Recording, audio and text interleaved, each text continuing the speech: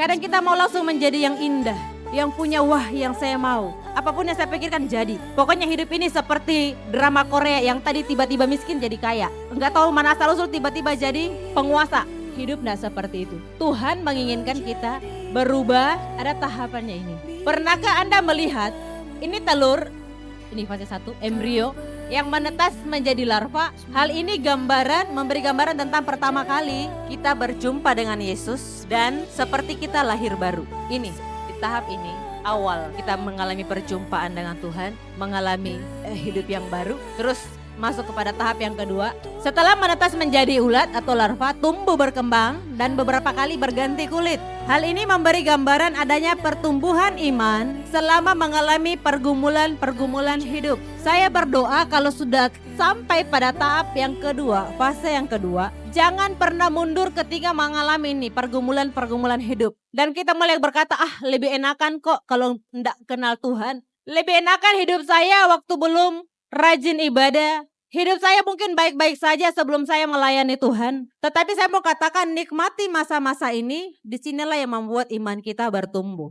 Amin. Kadang-kala banyak orang tidak lolos sampai tahap ini karena terlalu banyak tekanan hidup. Padahal kembali lagi ke tadi pembaharuan pola pikir kita. Terkadang kita merasa berat sekali. Kerja, melayani, mengurus ini, mengurus itu. Belum lagi tambah bapak perintahnya banyak sekali, kurang 1.000.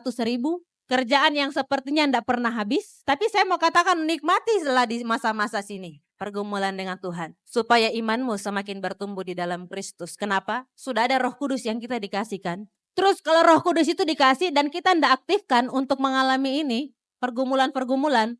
Lah terus Roh Kudusnya itu kita mau jadikan apa? Hanya nganggur di dalam hidup kita? Atau kita mau aktifkan biarkan dia yang menolong kita. Jangan menganggap bahwa nanti kita yang mau menolong Tuhan. Kita yang melakukan A sampai Z dan kita tidak meminta bantuan daripada Tuhan.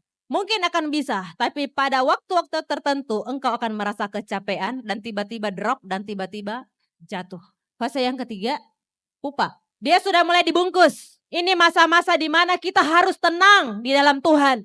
Terkadang sebelum kita mau menjadi cantik, banyak tekanan. Apakah kita mau bereaksi? Apakah kita mau konfrontasi atau kita mau tinggal tenang di dalam Tuhan? Saya percaya kalau Roh Kudus sudah berkuasa atas hidup kita, kita nggak akan bertindak sembrono. Siapa yang suka mau dikurung di dalam rumah? Jangankan di dalam rumah, dikurung mungkin di dalam satu halaman itu banyak yang gak betah dalam sehari. Apalagi ini kalau dikurung berhari-hari. Tapi apakah tidak ada hasil? Pernahkah Anda melihat kepompong yang pecah itu masih ada kupu-kupunya tinggal di dalam atau tidak? Atau kupu-kupunya jatuh ke bawah? Dia pasti akan langsung terbang. Betul? Dia keluar, dia langsung terbang. Ada prosesnya juga. Ini hanya contoh supaya kita boleh mengerti tahapan-tahapan di dalam hidup. Sampai kita sempurna. Ini imago, menemukan jati diri. Temukan gambaran Allah di dalam hidup kita. Imago, setelah proses dipupa maka keluarlah kupu-kupu dewasa yang siap terbang, siap reproduksi untuk mencari pasangan dan berkembang biak. Berarti dia sudah apa? Sudah dewasa. Anak-anak kalau belum dewasa jangan cari pasangan. Karena yang mau mencari pasangan adalah apa? Yang siap berkembang biak. Kalau belum siap gendong anak, masih mau sekolah, masih mau kuliah, masih mau kerja, masih mau jalan ke sana kemari, masih mau pelayanan ke sana kemari, jangan cepat-cepat cari pasangan. Karena itu akan banyak godaan-godaan di situ. Hal ini memberi gambaran adanya kedewasaan rohani yang siap menjadi berkat karena melalui keunikannya ia dapat berfungsi dan menjadi teladan. Sampai pada titik ini, masuk dalam gaya hidup murid Kristus lewat dimuridkan dan memuridkan. Goalnya sampai di sana.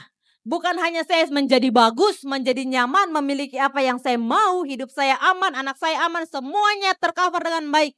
Dan saya tinggal diam tetap. Tuhan tidak mau seperti itu.